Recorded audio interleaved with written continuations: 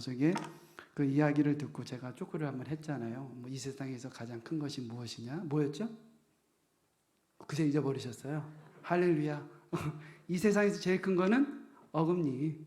자, 피자 중에서 제일 싫은 피자? 책 피자. 예, 아유, 다 기억하고 계시네요. 제가 이제 그것 때문에 여러분들 방등도 좋고 호응도 좋고 그래서 황제한테 내가, 야, 황제야, 너무 고맙다. 너 때문에 목사님이 이렇게 설교할 때 이렇게 너의 말을 이렇게 적용을 해서 했어. 그러니까 네가 나중에라도 시간 날 때마다 목사님한테 그런 재밌는 얘기 좀 해줘. 이제 그랬어요. 지나가는 말로 저는 그렇게 했는데, 수요 예배가 끝나고, 지난주 수요 예배가 끝나고 다 갔는데 2층 사무실에 불이 꺼져 있는데도 거기서 안 가고 기다리고 있는 거예요. 엄마하고 같이. 너 왜 안 갔어? 그랬더니 목사님 만나려고 안 갔다는 거예요. 왜? 그랬더니 목사님, 우유가 넘어지면 뭔지 아세요? 그러는 거야. 그래서 야, 우유가 넘어지면 뭔데? 생각이 안 나는 거예요. 우유가 넘어지면 아야예요. 뭔지 보여주세요. 기억이 보세요. 우유가 넘어지면 아야, 네, 이렇게 되는 거예요.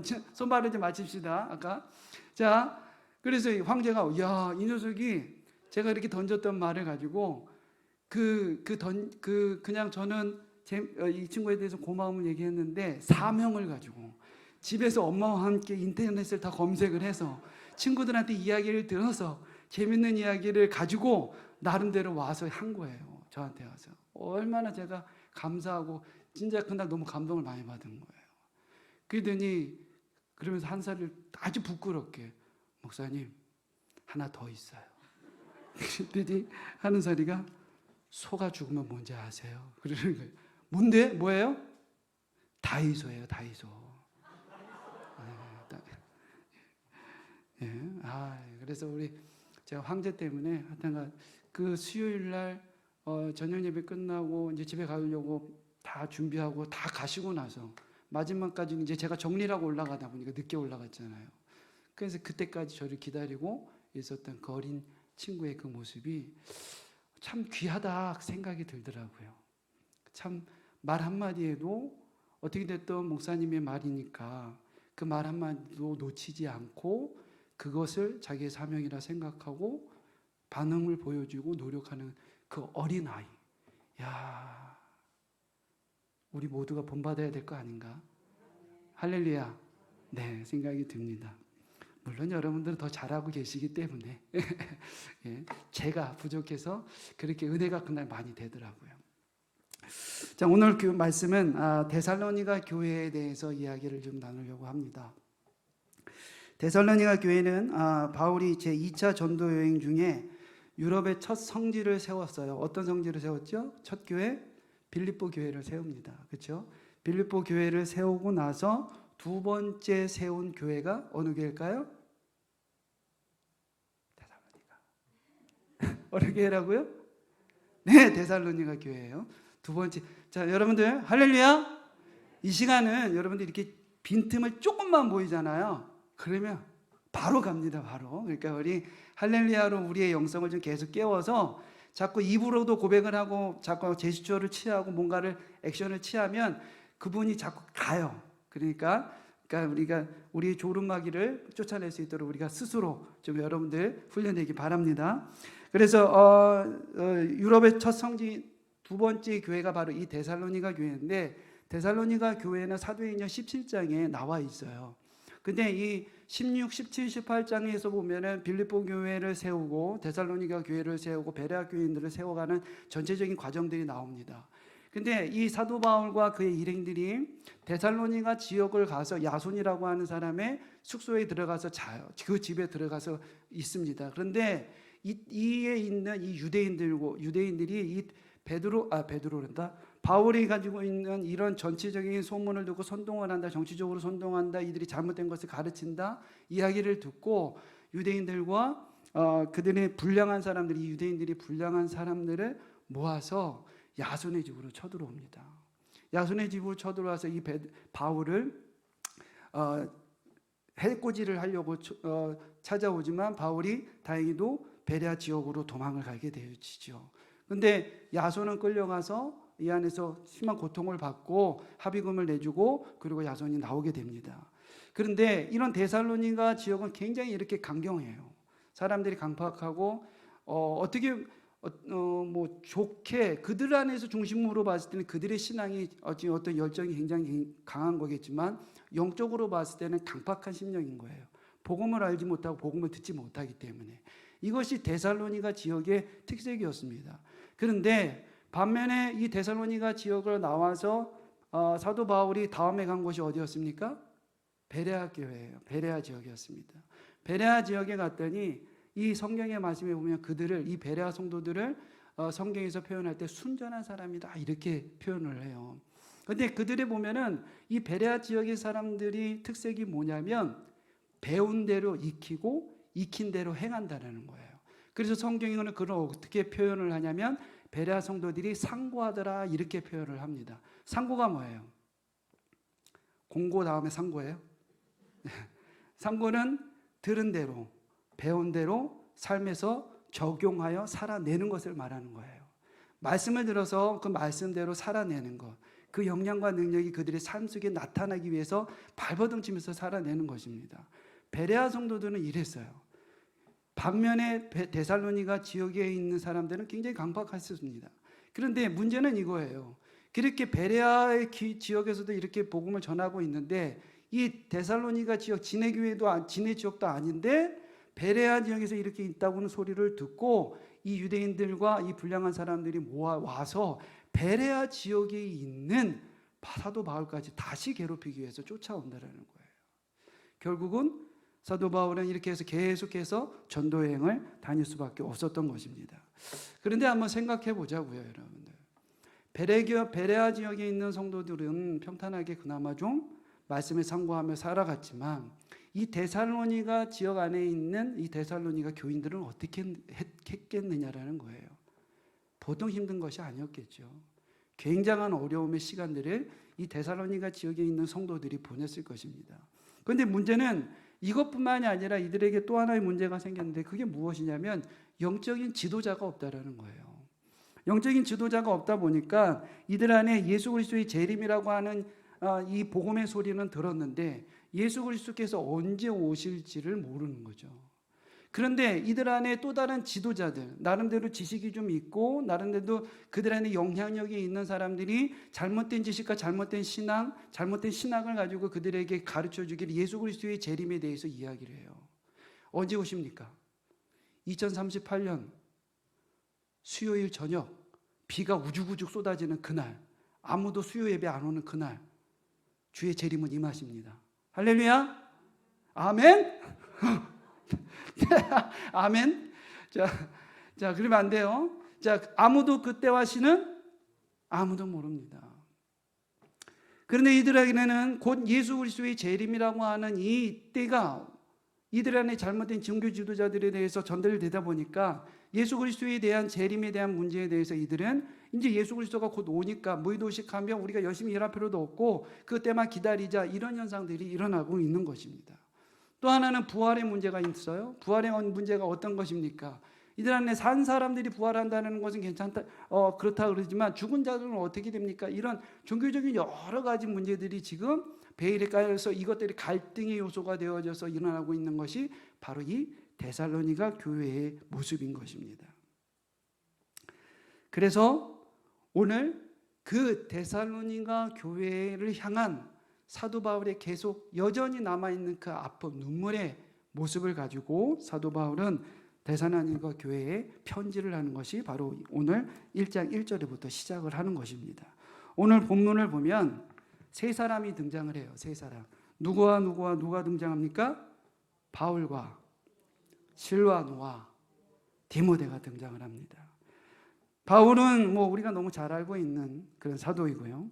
자, 두 번째는 실로아노가 등장을 하는데 실로아노는 그럼 누굽니까? 실로아노라고 하는 이름의 표기는 로마식 이름의 표기예요. 그래서 이 로마의 시민권을 이 실로아노가 가지고 있었기 때문에 로마식 이름으로 이 실로아노라고 하고 그의 히브리식 이름은 우리가 너무 잘 알고 있는 실라입니다. 실라. 그렇죠? 잘 알고 있는 그 실라. 바울이 그를 실로아노라고 부른 것은 대개 이 헬라 지방에 교회에 편지를 많이 보내게 됐기 때문에 그렇습니다. 그래서 로마식 표현인 이 실로아노라고 하는 이름으로 그에게 보내는 것이에요. 그리고 세 번째는 우리가 잘 알고 있는 디모데는 바울의 1차 전도 여행 시 헤시마에서 바울을 쫓아다니는 사람입니다. 이는 바울의 영적인 아들이기도 하고 영적으로 삼은 아들임과 동시에 그의 모든 DNA를 다 이양받아서 그 바울의 사역의 그 모습을 쫓아 따라가며 행했던 사람이 바로 이 디모데였었어요. 바울과 실로아노는 성향이 조금 틀립니다. 그래서 이 바울은 굉장히 주도적인 리더십을 갖고 있는 사람인가 반면에 이 실로아노는 2인자 스타일인 거예요. 그러니까 늘 보필해주고 항상 조력자로서의 그 사명을 다 감당했던 사람이 이 실로아노였습니다. 그러니까 이 바울과 실로아노의 이 케미가 굉장히 조화가 잘 맞는 거죠. 교회 안에는 여러 분류의 사람들이 있어요. 이 여러 분류의 사람들 중에 그 기질이라는 것이 있습니다. 어떤 기질학자가 이 기질을 가지고 연구하다가 인간에게는 4가지 기질이 있다라고 이렇게 분류를 했어요. 4가지의 기질은 담즙질이 있고 다혈질이 있고 점액질이 있고 우울질이 있다. 이렇게 기질을 편성을 했습니다. 그래서 이 기질학자의 그 4가지 그 담즙질은 반응이 빠르고 성미가 급한 사람, 그리고 주도적인 성향을 가지고 있는 사람, 어떤 일을 처리해 나가는 데 있어서 주도적인 성향을 갖고 있는 사람을 담즙질의 성향이라고 기질을 가지고 있다 그래요. 그럼 다혈질은 무엇이냐면 온화하고 쾌활하대요. 그러니까 이 사람들이 이 다혈질이 가지고 있는 주도적인 것들은 관계 중심적인 게 많아요. 사람 중심적인 게.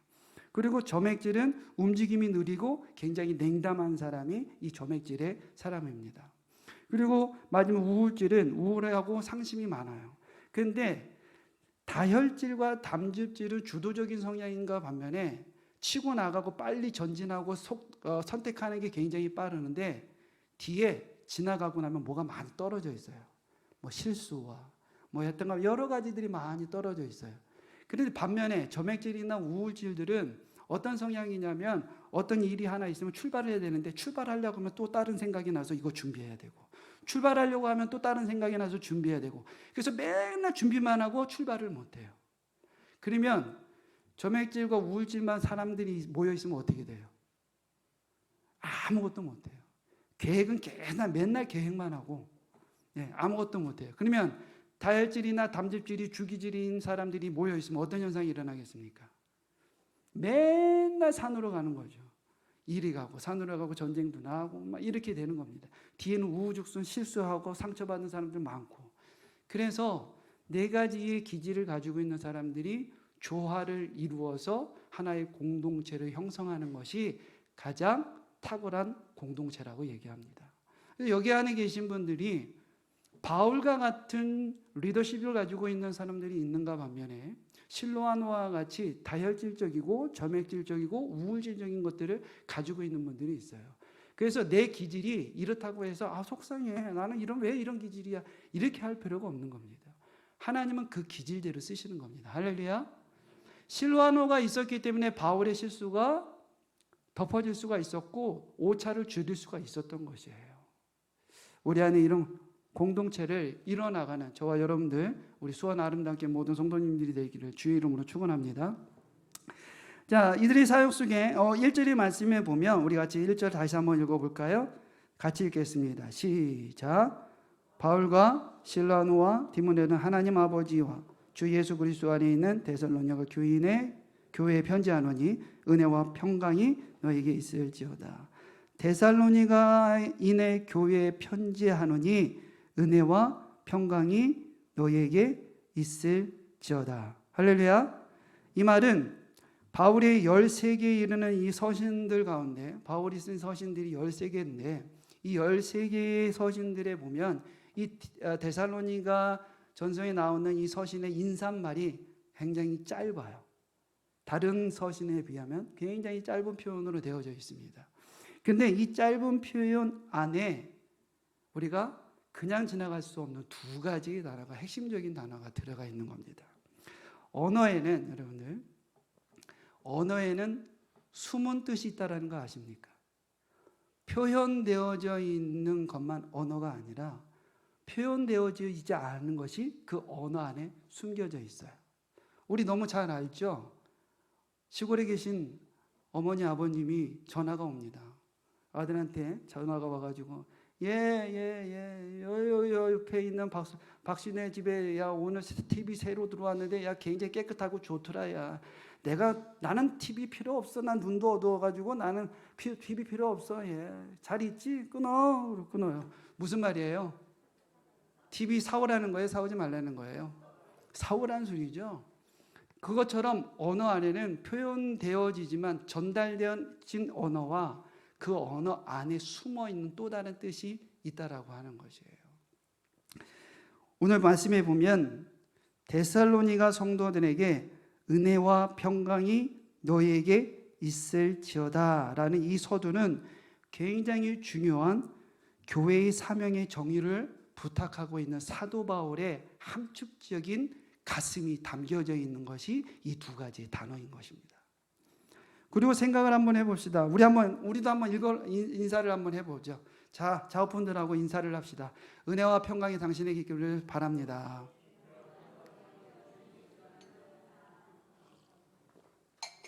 자, 다시 한번요. 우리 인사 안 하신 분들하고 합시다.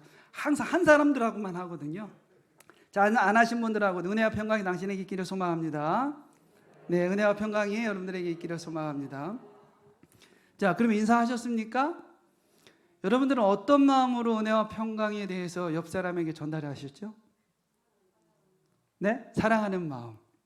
자, 그럼 어떤 은혜와 평강이 있기를 바랍니까? 어떤 은혜와 평강이 있기를 바라며 말씀을 전하셨습니까? 인사를 전하셨습니까? 그리고 받는 사람은 어떤 은혜와 평강이 내게 임하기를 원하시며 이것을 받았죠? 자, 각자가 여러분들이 다 생각을 하고 계시리라 생각을 합니다. 사도 바울은 데살로니가 교회에 편지하면서 이런 인사를 합니다. 은혜와 평강이 너희에게 있을지어다. 그 임했던 말, 이 인사말 속에 담아진 진짜 하나님의 마음은 무엇일까? 우리가 오늘 그것을 헤아려야 되는 것이에요. 이 은혜라고 하는 것은 우리가 잘 알고 있는 것처럼 헬라어로 무엇이죠? 너무 잘 알죠? 은혜. 은혜가 뭐죠? 헬라어로 카리스. 그렇죠? 카리스라고 하는 단어로 되어져 있어요. 이 카리스는 우리가 지금 이제 어떤 사람이 좀 탁월한 리더십을 좀 갖고 있고 내 마음을 좀 빼앗아가고 그런 사람을 뭐가 있다고 얘기해요? 카리스마가 있다고 얘기를 해요. 그래서 카리스마가 있다라고 이야기를 하는데 이 카리스마가 동의어입니다. 어원이 카리스에서 나온 것이고 후에 이것이 카리스마라고 하는 것으로 바뀌어지게 되어지는데요. 이 카리스의 본뜻은 카리스마는 신으로부터 특별히 부여받은 재능이라고 하는 뜻을 가지고 있답니다. 원래의 이 카리스마의 뜻이 신으로부터 특별히 부여받은 재능이라고 하는 이 뜻을 가지고 있는 것이 원래 카리스마예요. 그런데 이 카리스마가 시대를 겪어오면서 정치적인 도용으로 이 단어가 사용되어지면서 원래의 뜻에서 변질되어져서 바뀐 뜻으로 바뀌어요. 이게 누구에 의해서 바뀌냐면 독일의 사회학자인 막스 베버라고 하는 사람이 있어요. 이 막스 베버가 이 부모는 어머니는 원래 이 칼빈주의적인 신앙을 모토로 하고 있는 사람이었습니다. 그런데 어떤 세월의 과정 속에서 조금 변모가 있었던 것 같아요. 그리고 이 막스 베버가 그 어머니 영향은 받았지만 훗날에 사회주의 학자로서 이가 커가고 자유주의 신앙을 이가 받게 되어져요. 그러면서 그가 이런 얘기를 합니다. 인간에게는 세 가지 지배계층들이 생기는데 그 지배계층에 대해서 세 가지를 이렇게 이야기를 하는 겁니다. 전통적인 지배가 있대요. 첫 번째는 전통적인 지배가 있는데 이 전통적인 지배라고 하는 것은 왕이나 귀족과 같은 존재에 의한 재배 양식이라는 겁니다. 지배 양식. 그러니까 이미 이때는 왕이나 귀족과 같은 것들이 이미 이 사회주의적인 이 사회 안에서 이미 존속되어져 있는 계층들이잖아요. 왕은 지정이 되어져 있었고, 그리고 귀족들도 이미 이 사회에서는 지적되어져 있었기 때문에 이것이 전통적인 지배래요. 그리고 두 번째는 합리적 지배라고 얘기합니다. 이 합리적 지배라고 하는 것이 무엇이냐면 법적 절차에 부여된 지배 양식이에요. 법적 절차에 의해서 지배된 지배 양식은 무엇입니까? 누구를 얘기하는 걸까요? 우리나라의 최고의 통치자는? 네? 우리나라 최고의 통치자. 다들 아리까리 하십니까? 막 막스 베버 막 나오고 막 이러니까 막 머리가 복잡해져요. 대통령이잖아요.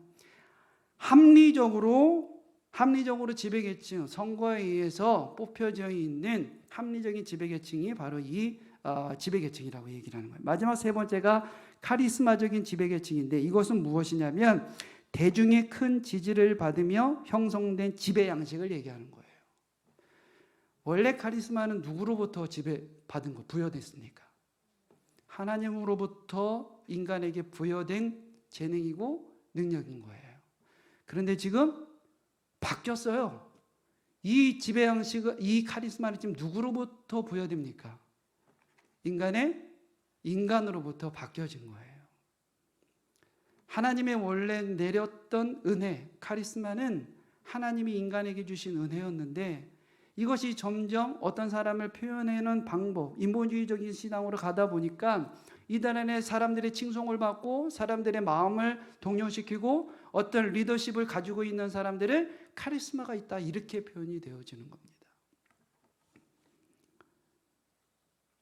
그러면 이 카리스라고 하는 단어가 초대교회 시대 때는 어떻게 통용이 되었냐라는 거죠. 이 초대교회 안에 때에는 이 카리스라고 하는 것은 하나님께서, 따라해 봅시다. 하나님께서 우리를 향하신 선한 뜻, 하나님께서 우리를 향하신 선한 뜻, 이것이 카리스예요. 또 하나는 자격 없는 인간에게, 따라해 봅시다. 자격 없는 인간에게 향하신 하나님의 사랑. 두 가지입니다. 하나님께서 우리를 향하신 그 선한 뜻, 또한 자격 없는 인간에게 향하신 하나님의 사랑. 이 자격 없는 인간에게 향한 하나님의 사랑이 무엇이에요? 죄와 용서에 기반된 십자가의 속죄에 대해서 이야기를 하는 것 아닙니까? 이것이 바로 진정한 카리스의 의미라는 거예요. 초대교회 당시 때에 이들이 가지고 있는 카리스의 의미는 하나님께서 우리를 향한 그 선한 뜻을 이루는 것이며, 자격 없는 우리에게 부어주셨던 하나님의 그 구속의 사랑, 예수 그리스도의 그 구속의 사랑에 대해서 이야기를 하고 있는 것입니다. 그것을 에베소서 2장 8절부터 9절에는 이렇게 표현을 합니다. 우리 같이 한번 읽어볼까요? 같이 읽겠습니다. 시작. 너희는 그 은혜에 의하여 믿음으로 말미암아 구원을 받았으니 이것은 너희에게서 난 것이 아니요 하나님의 선물이라. 행위에서 난 것이 아니니 이는 누구든지 자랑하지 못하게 하려 함이라. 할렐루야. 우리의 행위에서 구원의 은혜가 났다고요? 아닙니다.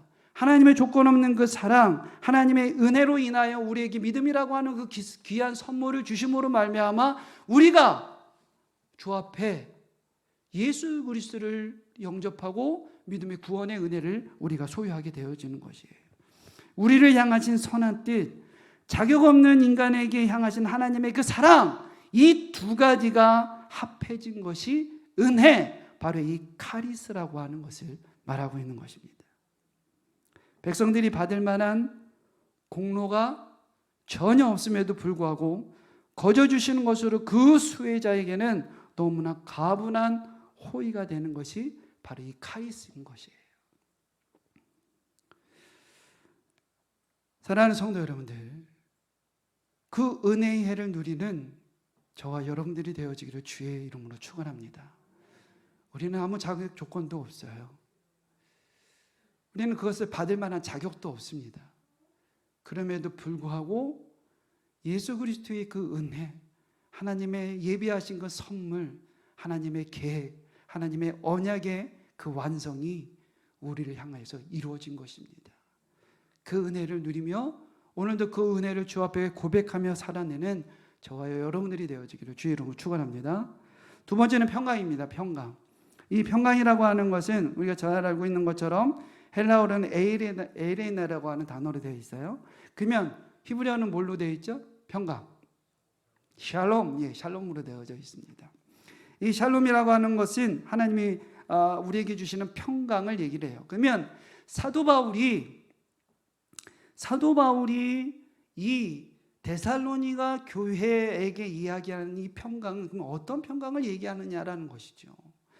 우리 요한복음 14장 27절 한번 말씀을 봅시다. 요한복음 14장 27절의 말씀에 보면 우리 같이 한 목소리 읽겠습니다. 읽을게요. 시작.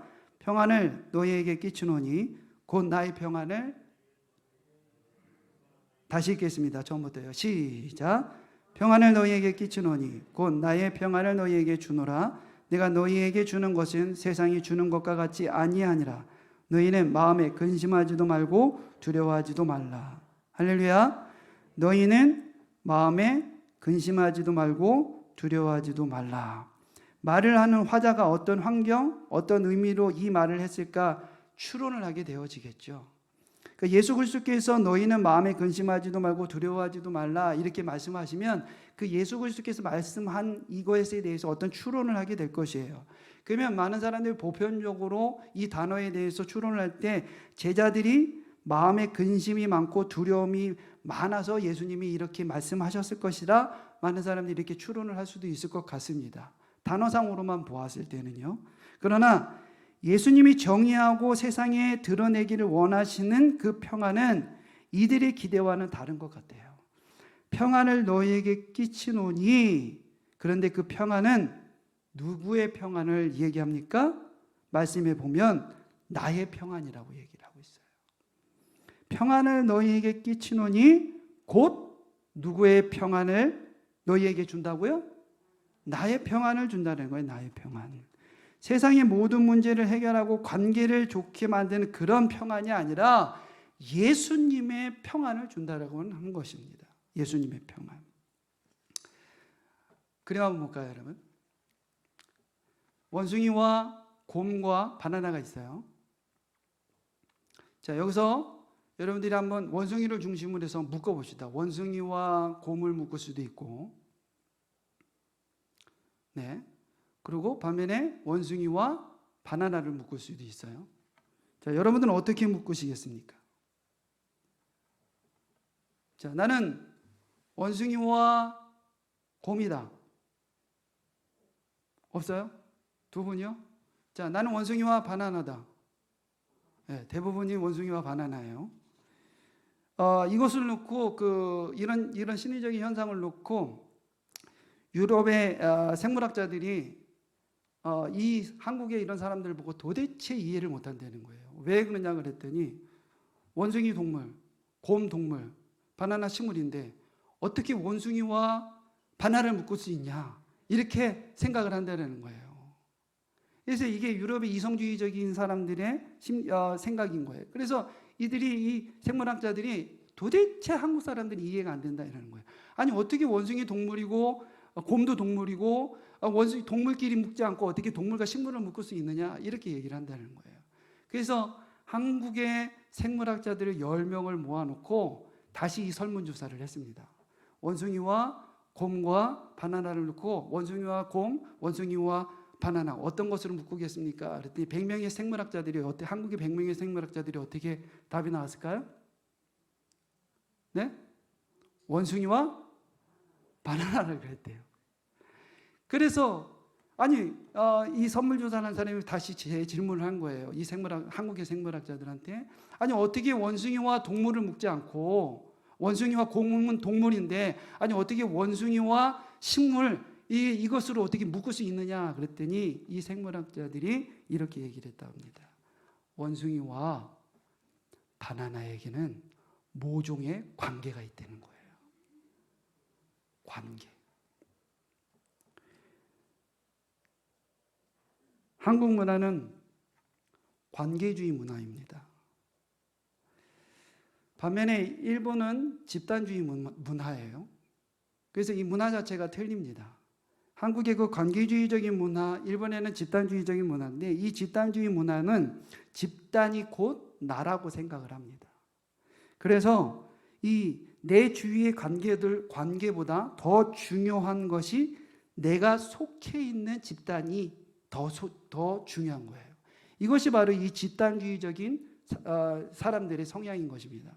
그래서 이들 안에 2차 대전이 끝나자 히로시마의 원자폭탄이 투하됐을 때 이 일본이라고 하는 집단이 무너지는 현상을 통하여서 집단 자살 형상이 이들 안에 일어나는 것이에요.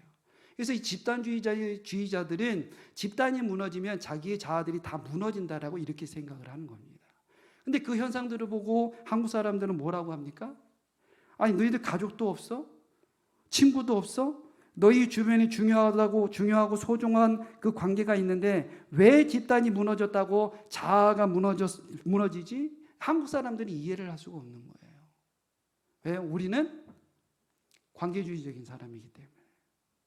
이 관계주의적인 사람들의 대표적인 것이 어떤 것이냐면 우리라고 하는 단어를 많이 씁니다. 우리. 자, 우리 목사님 말 됩니까? 안 됩니까? 네? 벌써 헷갈려요? 자, 우리 목사님 말 돼야 안 돼요? 돼요. 우리 목사님 말 됩니다. 그러면 우리 아내 돼요? 세계적으로 우리 아내라고 하는 단어를 쓴다는 대한민국밖에 없대요. 왜 그러냐면 우리는 관계주의적인 사람들이기 때문에 어떤 관계 형성들을 자꾸 만들어가는 거예요. 그래서 우리나라에 자기소개서를 쓰면 대부분 외국에서는 이게 자기소개서를 쓰면은 현상들이 자기중심적으로 이렇게 이야기를 하는데 우리나라의 자기소개서를 쓰면 자기소개서가 아니라 관계중심적으로 나온다는 거예요. 서두의 대부분 자기소개서 이렇게 나오는 거예요. 저는 1973년도에 냉청하시고 위험이 있으신 아버지 스라와 자상하시고 사랑이 많으신 어머니 스라에서 태어났습니다. 이게 한국 사람들이 자기소개의 초두예요. 자, 무엇이 드러나요? 누구의 아버지의 아들, 누구의 어머니의 아들, 이 관계로부터 드러나는 것이에요. 근데 이런 관계 중심적으로 가다 보니까 어떤 현상들이 일어나냐면 관계가 무너지면 다 무너지는 겁니다. 관계가 무너지면 반면에 관계가 회복이 되어지면 모든 것이 다 회복되어지는 것처럼 느껴져요. 그래서 어떤 사람과 관계가 회복되어졌을 때 막 어떤 마찰이 있다가 그 사람과 관계가 다시 회복되어지면 자기도 모르게 뭐가 나옵니까? 콧노래가 나오는 거예요. 이게 한국 사람들의 관계주의적인 성향이라고 하는 겁니다. 그런데 오늘 이런 평안이 아니라, 그러나 이 평안은 그런 평안이 아니라 예수님의 평안을 주시겠다라고 예수님이 말씀을 하고 있는 것입니다. 그러면 그 평안은 무엇을 말하느냐라는 거죠. 내가 너희에게 주는 것은 무엇이 주는 것과 같지 아니하다? 세상이 주는 평안과 같지 않다라고 얘기합니다. 그러면 세상이 주는 평안은 무엇이겠습니까? 몸이 아픈 사람이 회복이 되어졌어요. 평안해지는 것입니다. 그렇죠? 몸이 아픈 사람이 회복이 되어지면 평안해지겠죠? 그리고 돈 하는 사람이 돈 때문에 걱정하는 사람들 막 여러 가지 일들이 있으면 그 돈의 문제가 해결이 되면 평안해집니까? 안 해집니까? 평안해지죠. 그렇죠? 그리고 사랑했던 사람의 청년들 막 이렇게 잘 교제하다가 사랑하는 그 사람이 이별하자고 그러고 떠났어요. 그런데 다시 어떻게 잘 돼가지고 그 사람이 다시 돌아왔어요. 그러면 평안해져요? 안 평안해져요? 언제 떠날까 고민해요. 자, 사랑했던 사람과 어떤 사람들과 갈등이 있다가 떠났다가 다시 돌아오면 그 갈등 요소가 해결이 되어지면 평안해집니다. 이것이 세상이 주는 평안이라고 합니다. 세상이 주는 평안. 그러면 예수님이 주고자 하는 평안은, 그 예수님이 말씀하시는 평안은 너희는 마음에 근심하지도 말고 두려워하지도 말라라고 하는 평안이래요. 예수님이 발표하실 이 평안의 내용이 어떤 내용일 수도 있다라는 것을 암시하고 있는 것입니다. 이 단어 안에를 보면은 너희는 마음에 근심하지도 말고 두려워하지도 말라. 무엇을 암시하겠어요? 너희에게 무엇도 있을 수 있고 무엇도 있을 수 있다라고 얘기하는 것 아니겠어요? 너에게는 무엇도 있을 수 있다. 근심도 있을 수 있고 너희 안에는 두려움도 있을 수 있다라는 것을 암시하지 않겠어요? 이들 안에 지금 제자들과 예수 그리스도와 같이 가는데 같이 가는 일정 속에 예수 그리스도께서 이 제자들에게 요한복음 14장을 통하여서 이야기하는 너희에게 너희는 마음에 근심하지도 말고 두려워하지도 마.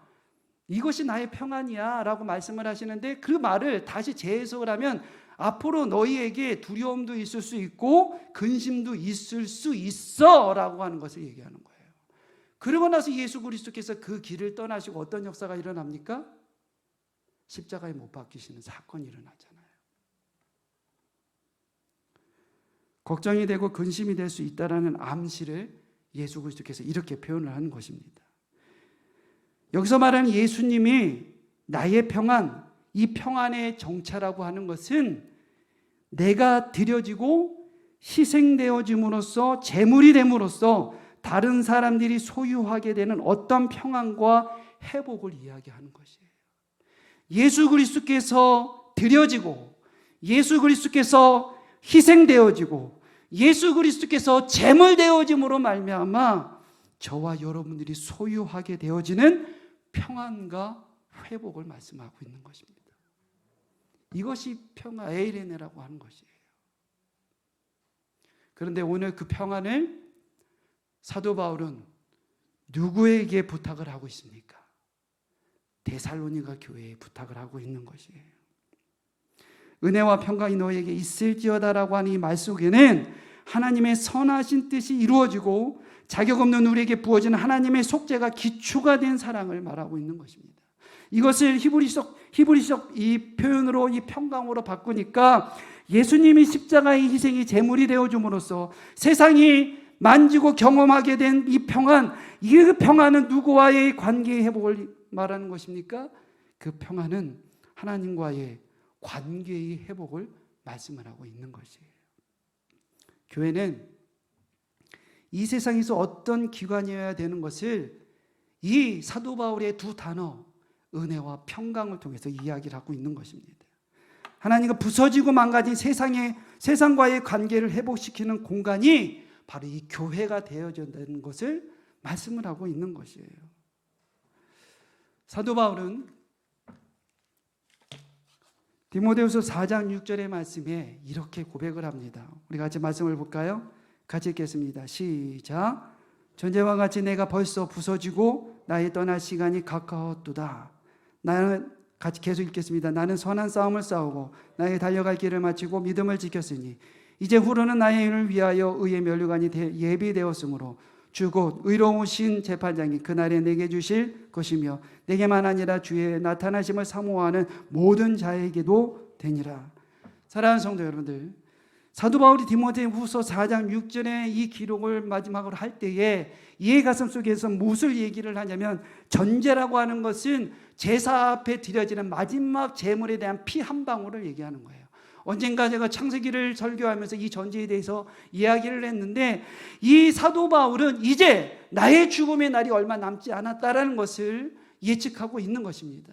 그리고 그가 마지막으로 죽음에 임박했을 때에 고백을 하고 있는 것이 이제 내가 예배자의 삶을 다 살아나노라라고 고백을 하고 있는 거예요. 이제 그 제물이 마지막 피 한 방울까지도 제물로서 드려져서 이 희생의 제물로 드린 것처럼 이제 내가 전제의 제물로 드려지는구나 라고 하는 것을 말씀을 하고 있어요. 그리고 나서 사도 바울이 디모데에게 이렇게 이야기를 합니다. 디모데후서 4장 13절입니다. 같이 읽겠습니다. 시작.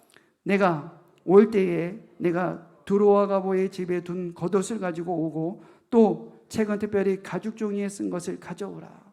사도 바울이 디모데에게 부탁을 할 때 뭘 부탁을 하냐면 이 두로와 가보의 집에 자신이 있었던 그 집에 자기의 겉옷을 가져와 달라고 이야기를 해요. 이 겉옷을 가져와 달라고 하는 사도 바울의 심정이 어떤 심정인지 아십니까, 여러분? 로마 감옥, 습한 그 로마 감옥. 이 안에는 여름에 끌려갔기 때문에 아주 얇은 여름 옷밖에 없는 이 사도 바울이었어요. 계절이 지났겠지요. 계절이 지나고 이들 안에 이 습한 이 로마 감옥 안에서 이 몸서리치는 이 추위가 이 안에 들어오는 것입니다. 그런데 그것조차도 거칠 수 있는 옷이 없는 거예요. 두 번 이 겉옷이라고 하는 것은 이 사도 바울이 타고 있는 이 겉옷이라고 하는 것은 뭐 우리가 지금 입고 있는 패딩, 덕다운 이런 것도 아니에요. 그냥 누더기 같은 가마 같은 머리만 하나 집어넣을 수 있는 그런 거적 같은 그런 옷입니다. 그런데 그 옷조차도 지금 로마 감옥에서는 거칠 수가 없기 때문에 자기 소유의 것이 아무것도 없기 때문에 먼 거리에 있는 그 에베소에서 이 로마까지 오기에는 그 기나긴 시간이 걸림에도 불구하고 사도 바울은 영적인 아들 디모데에게 그 두고와에 들려서 이 겉옷 하나를 좀 갖다 달라 이렇게 이야기를 합니다. 얼마나 처절하고 아팠으면, 얼마나 괴롭고 힘들었으면 사도 바울이 이런 고백을 했겠습니까? 그런데 여러분, 그럼에도 불구하고 사도 바울은 마지막 끝까지 서신서 13개를 통하여서 모든 서신의 사도 바울은 그들 교회를 향하여서 권고하고 있는 것이 너에게 은혜와 평강이 너에게 있을지어다 라고 고백을 하고 있는 거예요. 내가 지금 예수 그리스도의 그 평강의 사역을 나도 이제 전제의 삶을 내 생애의 마지막 그 길을 가는 지금에까지도 감당하고 너의 교회도 이 사명을 감당하기를 바란다라고 하는 마음으로 데살로니가 교회의 첫 포문을 이 인사말로 엽니다. 사랑하는 성도 여러분들, 저와 여러분들도 이 사명을 감당하기를 주의 이름으로 축원합니다. 우리 자업분들하고 다시 한번 인사합시다. 이제 이 은혜와 평강이 어떤 의미를 가지고 있는지 아시니 우리 옆 사람들에게 같이 이 사명의 인사를 다시 한번 합시다. 당신에게도 은혜와 평강이 있기를 소원합니다. 할렐루야. 우리 찬양하며 주 앞에 기도했으면 좋겠습니다. 3주 전부터 저희 청소년부 예배를 드리는데 한 찬양이 고백이 되어